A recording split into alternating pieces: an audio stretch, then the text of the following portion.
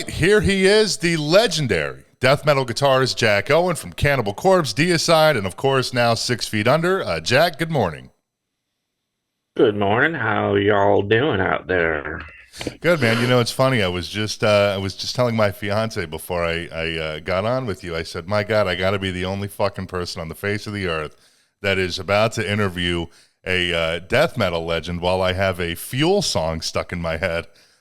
So there's Fuel that. song. But Which fuel song? The uh, only one, the only fuel song? Shimmer, I think, is the one that's like, yeah, it's like their biggest hit. Yeah. Yeah.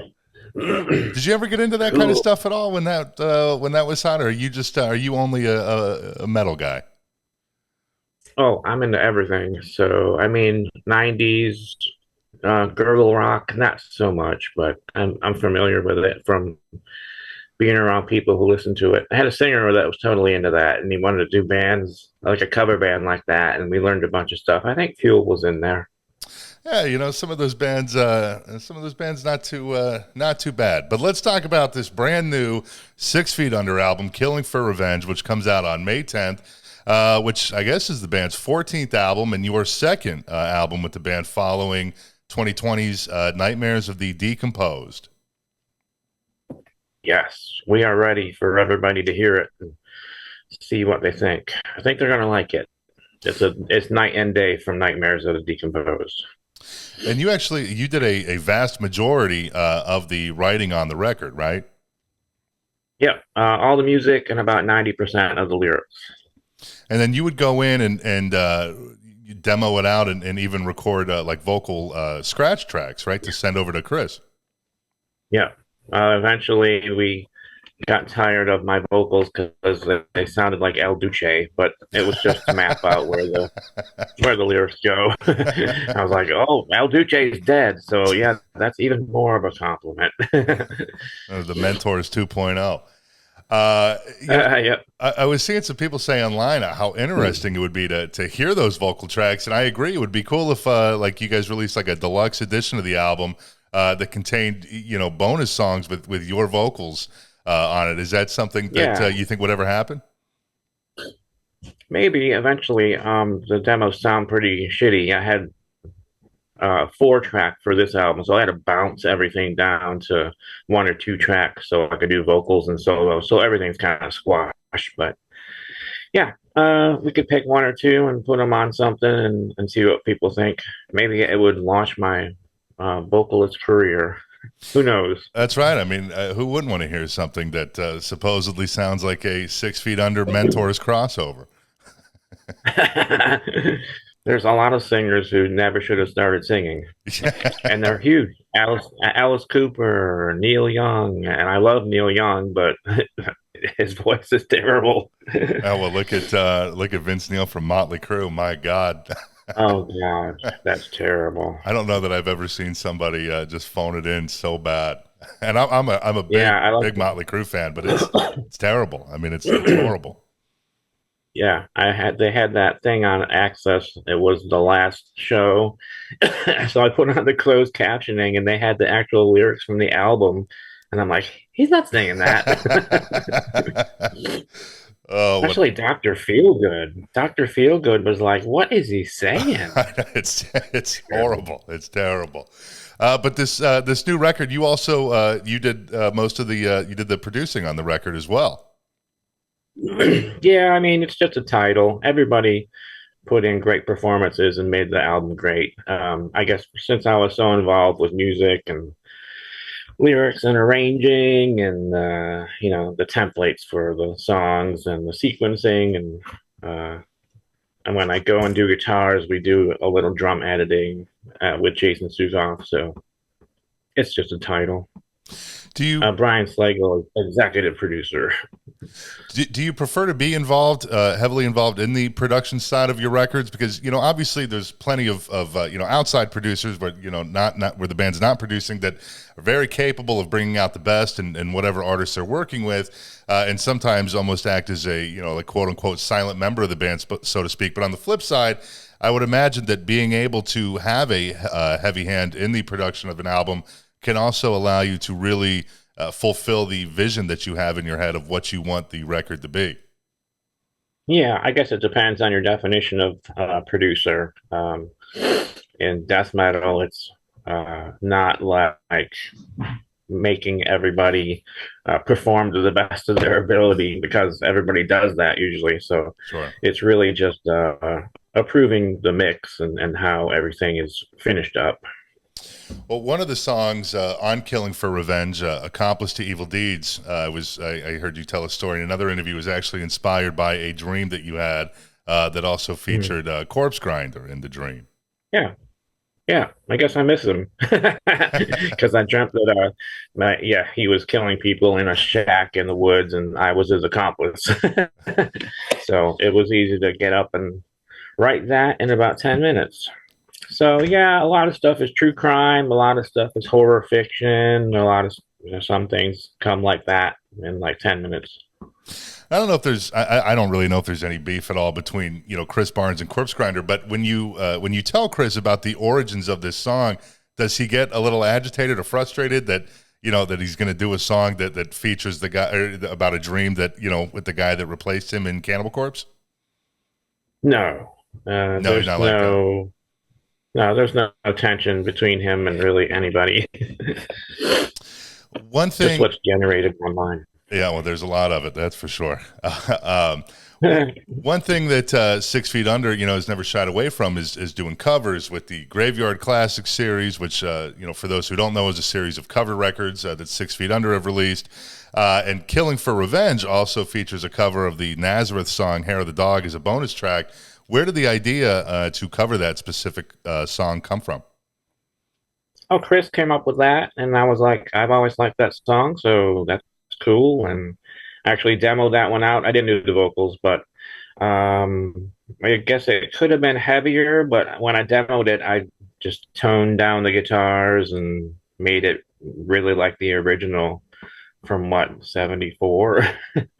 So it's not like Deicide covers where we've just put blast beats on a Deep Purple song. It was like this was like the original. It's like karaoke with Chris singing. Sure.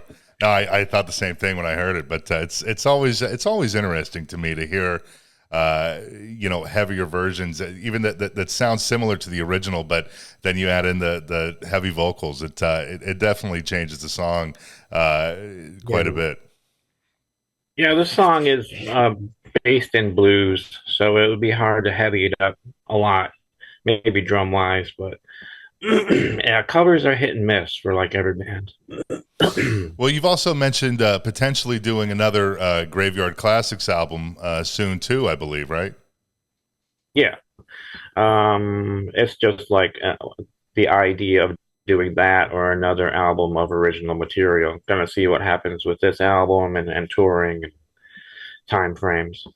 And that if you guys did another Graveyard Classics, that would actually be your first Graveyard Classics with the band, right? Mhm. Yeah, that would be fun. And we're actually thinking about doing just one artist instead of a bunch of covers. So Oh yeah, didn't isn't one of them maybe like the second one? It's the entire Back in Black album, I believe, right? yeah, Uh, you know, I'd t- rather do original. what's that? I'd rather do another original album, but see what happens. Typically looking at those track listings, I mean, it's predominantly just covering rock and metal songs. But is there anything that you would be interested in doing a cover of that's maybe a little less of an obvious choice, I guess? Oh God, I'm such a musical archivist. I would be in trouble with like digging up George Jones or Hank Williams or Waylon Jennings songs and doing that, but it's impossible. Devil Driver did that anyway with like Waylon Jennings songs, making them Yeah. into death metal. I don't think I like that very much. No, no, uh, I love a lot of that old outlaw country and I'm a Devil Driver fan and I was really excited when I heard they were putting out that I forget what it's called, Outlaws something, but Outlaws for Life or something. But anyways, yeah, I was it doesn't exactly translate as well as I don't know, you might imagine. You know what I mean? yeah, not for me when I like the original stuff. Yeah. So I want to go back to your early days for a little bit because if I recall, the album that really got you into music was "Kiss Alive," which, in my opinion, seems to sort of go, depending on when you were born, it seems to go hand in hand with the Beatles appearing on the Ed Sullivan Show. Everybody's always like, oh, when I saw the Beatles on Ed Sullivan, it changed my life, or it's "Kiss Alive" changed my life. You're really sort of the launch pad that got a lot of people into music. Obviously, I think I don't even think you were born when the Beatles were on Ed Sullivan. But what is it about "Kiss Alive" that was so impactful at the time? Because I feel like in this day and age, live albums are a little bit of a lost art in a way. Yeah, I guess we found out that Kiss Alive isn't really alive. It's a lot of studio Well, of overdubs, course, but but that's okay. They probably kind of did it live in the studio. But with me, I got my brother's copy, which was just a cassette dub, and it had no artwork or pictures of the band. So I put that on, and it's kind of heavy for back in the day. Because my brother had like albums by Yes and Emerson, Lake and Palmer and Van Halen and stuff like that. And the Kiss just stood out as being heavy. I'm not sure where that original thing of just seeking out the heaviest, sickest movies and music and everything. I'm not sure, but a lot of people are like that, especially in metal. And from there, it goes from Kiss to Iron Maiden, Motorhead, Venom, Slayer, or Autopsy. You're in. sure, it's very easy to go down that rabbit hole. So Yeah. you grow up in Buffalo, and eventually you form Beyond Death with Alex Webster, with whom you would later form Cannibal Corpse with. But if I understand it right, Beyond Death really started out as a cover band, correct? Oh yeah, when we were just learning to play our instruments, we were a three piece or maybe a three and a half piece, and we would just play like beer parties and stuff and play Metallica songs and Beastie Boys and whatever we could figure out at the time. We're playing Fight for Your Right to Party, and then the next time we're playing Leper Messiah, and that's how I remember from back in the days. And then some local kids would come in and grab our instruments and play all of Rush 2112. And we were like, all right, fuck this. We're going to go a different direction. Were you a big Beastie Boys fan back in the day, or did you just play them for fun? Probably just from MTV and seeing it, and I with the Kerry King solo Oh, that's or right. the I forgot yeah. about that. Yeah. I mean, it was just popular in the day. So eventually you form Cannibal Corpse, and the band ends up getting signed by Mike Faley at Metal Blade. And if he actually discovered the band because he was initially from Buffalo himself as well, right? Yeah, Buffalo, born and bred. So what did just some people that he knew in the area like hit him up and be like, dude, you got to come check this band out, or how did he come to discover the band? Yeah, it was like a record store chain manager had our demo, and he got it into Mike Faley, and that was that was a way in to have your demo heard. Was that if you were in with a friend of Mike Faley and you're from Buffalo, and he's not going to just throw the demo in the trash. And then so, how Brian Slagle saw the song titles and just signed it based on that. Oh Skull wow! full of maggots. I always forget that Goo Goo Dolls were on Metal Blade in their early days when they were more of a punk band as opposed to more alternative rock that everybody knows them for now. But Cannibal Corpse and Goo Goo Dolls actually did some shows together back in the day. Yeah, I got flyers. I was just going through them. I was like, check this out: Goo Goo Dolls and Cannibal Corpse in Toronto. I was like, that sounds weird. Did they play Name? No, they did do that. They were like punk rockers, and they were running around barefoot, and their hair was like high and spiky. And they're kind of heavy back then. Were you guys close? Like, were the two bands friends or not really? Kind of. Robbie Goo was always cool. If we ran into him, Johnny was a little, we'd never see him very much. But if I did, he was cool. We're not gonna be in the same scene together, like at the a metal bar, at the death metal bar. But we'd see him once in a while. Were you surprised when Goo Goo Dolls took a much more commercialized and mainstream turn, or did you feel that even back in their early days they wanted to become this big commercial act?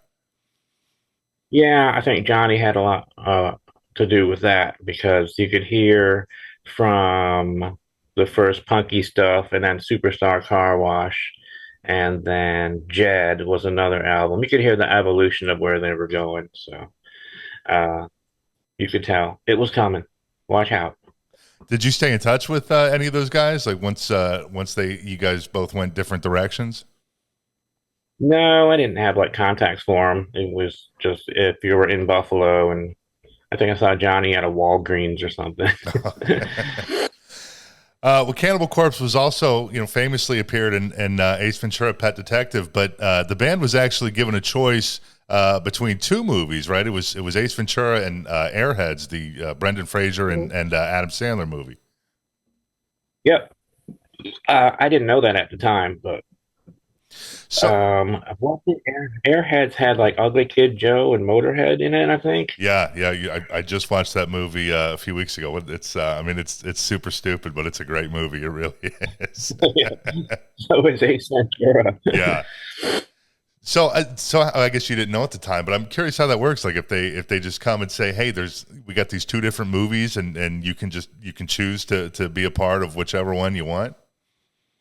Pretty much. I think Brian Slagle at Metal Blade had the script for, I guess, both, because he said he had Ace Ventura, and he said it looked goofy, but let us know, just beware, just be yourselves, just be a death metal band on stage, and that's how we went into it. And then we went and met Jim Carrey, and he was a total metal fan back then, like Deicide and Napalm Death and stuff. So Yeah, I it remember seeing got an us. interview with him on one of the late night shows, I think it was, and he was talking about Napalm Death, and I think he was even doing some growls and stuff.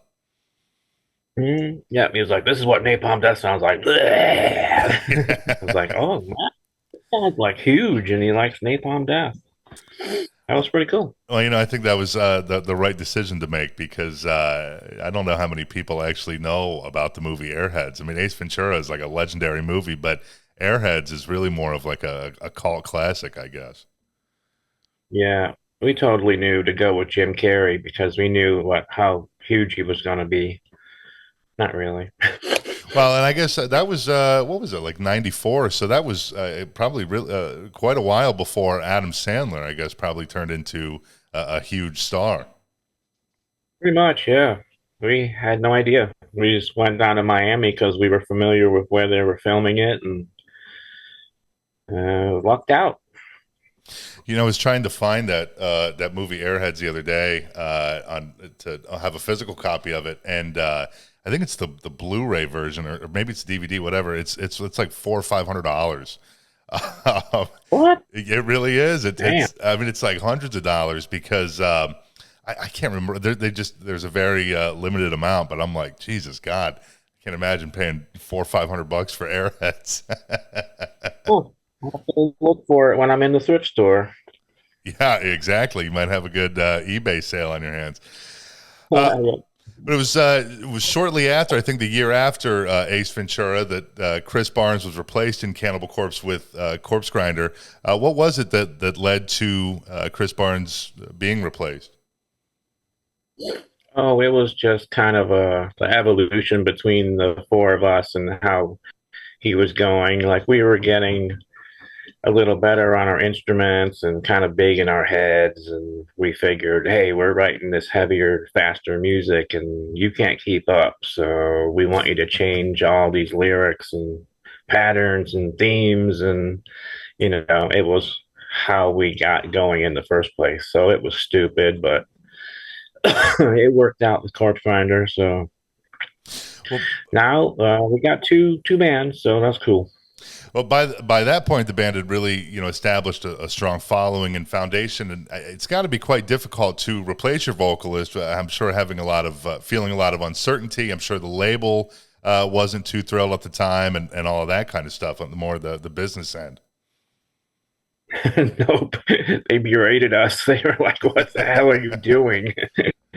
And we were like, "We have a guy in mind, and it's gonna be all right." It's like, you're like legend, it's calling me a legend. It's like, sure, I'm big in this tiny little subgenre of metal, but to my neighbor, it's like I try to explain to what I do, and he's like, "You're what? You do what? Your singer sounds like, huh?" I'm like, it's like the total dichotomy of, yeah, I'm huge and famous, and over here, I'm your neighbor. It's the kind of thing between like, the guys in the band and how we're trying to explain what we do to the label. It's kind of like, dude, he's just growling. We can get another guy to do that. But you're also thinking, if you're a fan, you can tell the difference.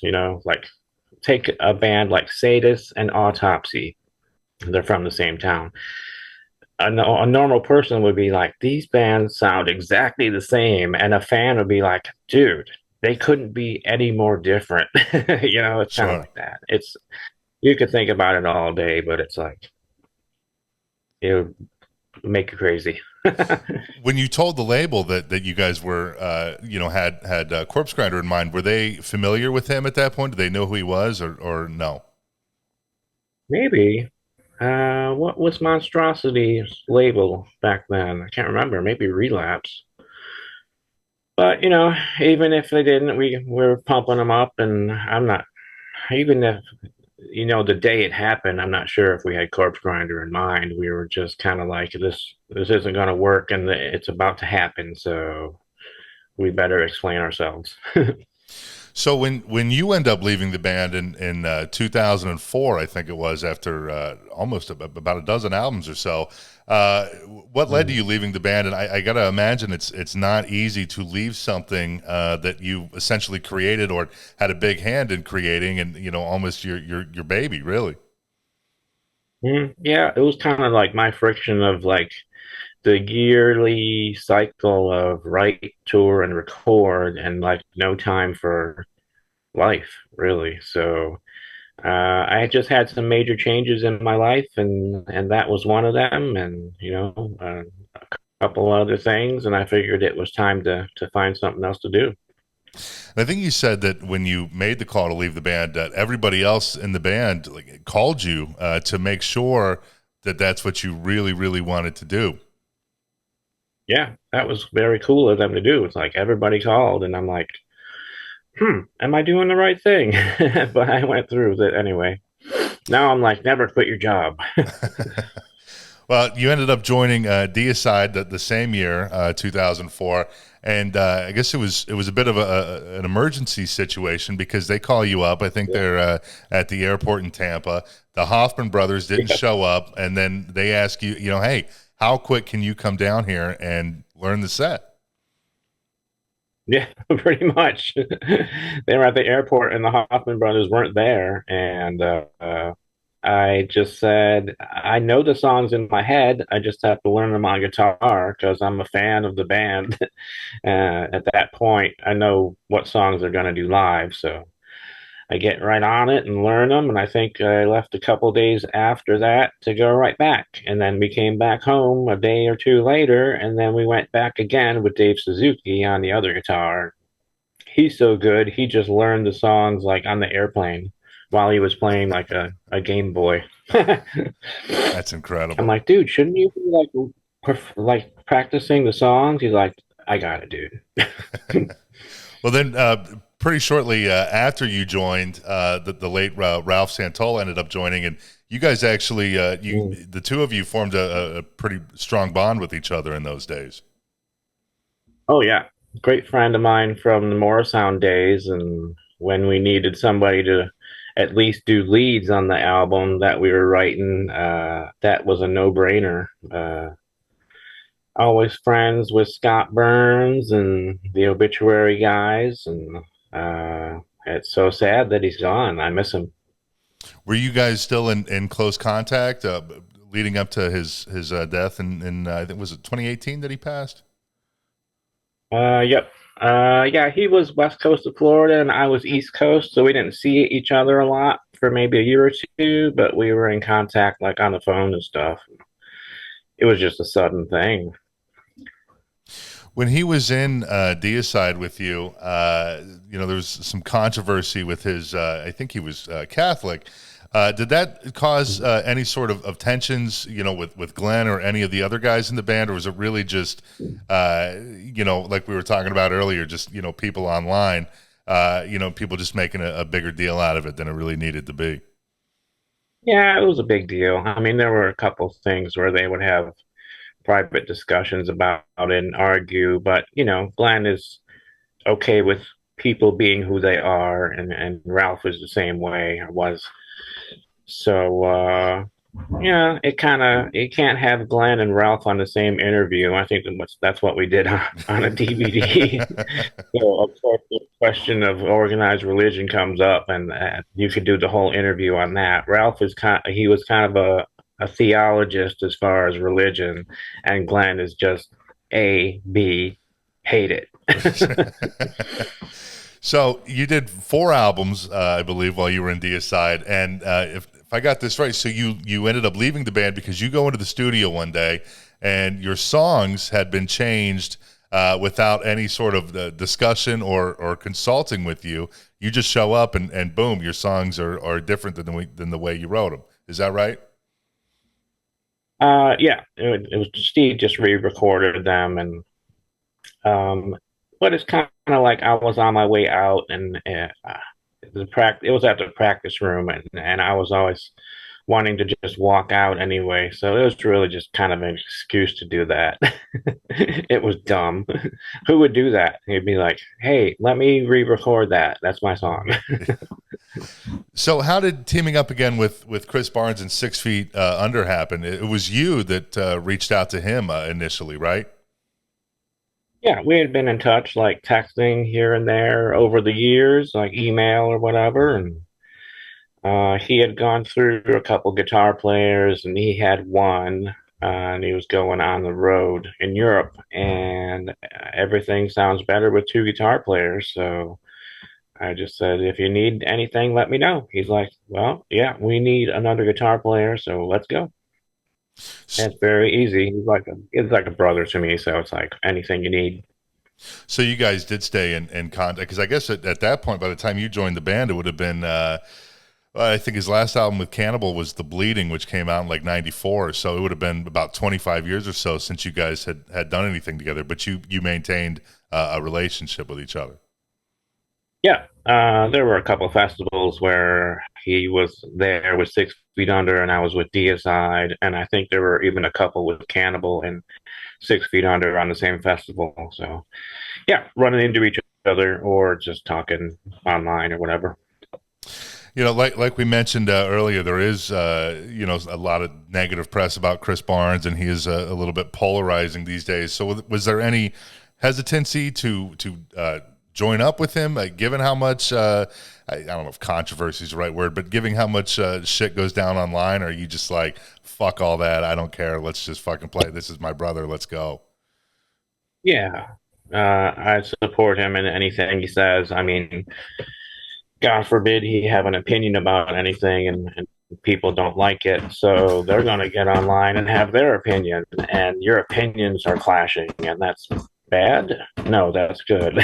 That's what we need. So yeah, it was a no-brainer. Just do it. I wasn't prepared to write Nightmares of the Decomposed, so that's on me. But this one is on me as well. The new album. Well, outside of this new 6 Feet Under record, what else? Do you have anything else going on this year? Or is it all just 6 Feet Under for the foreseeable future? Just 6 feet under. I have all the tools I need to write at home, so I'm just nonstop writing drums, riffs, songs, albums. If I could do artwork, I'd probably be doing that, but I can't. But yep, 6 feet under. I had an offer for a tour to go to Europe with Exhorder, and I said yeah. And then I looked at my passport, and it expired. So I was like, okay, so much for that. So here I am, writing at home. I just had Kyle Thomas from Exhorder on a few weeks ago, and what an interesting guy. And their new album, I think it's Defectum Omnium, if I recall. It's a great album, and he's a fascinating guy. Oh yeah, he's great. He would come down to Tampa and jam with me and Ralph. We had something called Devil's Highway, and it really never got finished up. But he sang on that. He can do anything. Yeah, Great. what I found really interesting when I was talking to him is obviously the big classic Exhorder album is Slaughter in the Vatican, and we were talking about that, and then he was talking about how he sent his kids to Catholic school, and it was, I think, like the music teacher or something. It was like a big, the music teacher at a Catholic school is a big fan of Exhorder and Slaughter in the Vatican in particular. So I was like, man, that's a bit of a mind fuck when you start to think about it. That's hilarious. Well, Jack, thank you so much for coming on, man. I appreciate you taking some time this morning. Make sure you check out the brand new 6 Feet Under album, Killing for Revenge, when it comes out on May 10th. Jack, thank you very much. There it is right there. Right on. Well, yes, check it out. Like it, love it, hate it. Let me know. Hey, well, thanks for coming on, man. I appreciate you taking the time. Well, thank you, man. Have a good one. Take care. You too.